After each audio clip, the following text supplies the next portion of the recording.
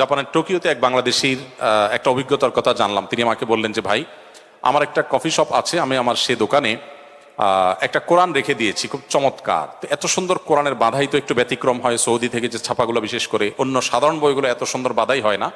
তো অনেক অমুসলিম জাপানিজরা যারা সাধারণত কোনো ধর্ম বিশ্বাসী নয়, তারা অনেকেই এসে জিজ্ঞাসা করে যে এটা কি। তো আমি তাদেরকে জাস্ট জাপানি ভাষায় অথবা ইংরেজিতে একটা কোরআনের কপি দিয়ে বলি যে এটা আসলে এটা, আমি একটু এক্সপ্লেন করে বলি যে এটা তুমি পড়ে দেখতে পারো। এই ভদ্রলোক আমাকে বলেছেন যে যারা তেমন কোনো ধর্মে বিশ্বাসী নয়, এরকম বহু মানুষ আমার হাতে শুধুমাত্র আমার এই দোকান থেকে ইসলাম গ্রহণ করেছেন শুধু কোরআন পড়ার কারণে। কোরআন এবং নবী সাল্লাল্লাহু আলাইহি ওয়াসাল্লামের সিরাত গ্রন্থ, এই দুইটা জিনিস যদি কোনো মানুষ নির্মোহভাবে পড়ে, সে ইসলামের কাছে আত্মসমর্পণ করতে বাধ্য। ফ্রান্সের একজন পলিটিশিয়ান, ভদ্রলোকের নামটা আমার মনে নাই, মনে থাকেও না, আমি বারবার চেষ্টা করি বিদঘুটে একটু নাম। আমি 2009-10 সময় আমার মনে আছে, আমি সোশ্যাল মিডিয়াতে ফেসবুকে তার ইসলাম বিদ্বেষী, মুসলিম বিদ্বেষী কর্মকাণ্ডের বিরুদ্ধে অনেক লেখালেখি আমি করেছি।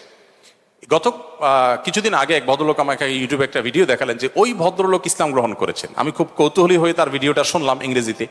তখন তিনি বললেন যে দেখুন, কেউ যদি ইসলামকে জানতে চায়, সে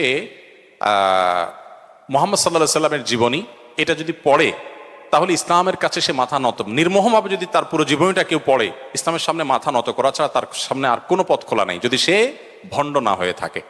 তো এই জন্য আমি আপনাদেরকে বলতে চাই, বিশেষ করে অন্য ধর্মাবলম্বীদেরকে নবী সাল্লাল্লাহু আলাইহি ওয়াসাল্লাম সিরাতের প্রতি আহ্বান করবেন, আর তার চেয়ে বেশি আমরা ভালো মুসলমান হওয়ার চেষ্টা করব।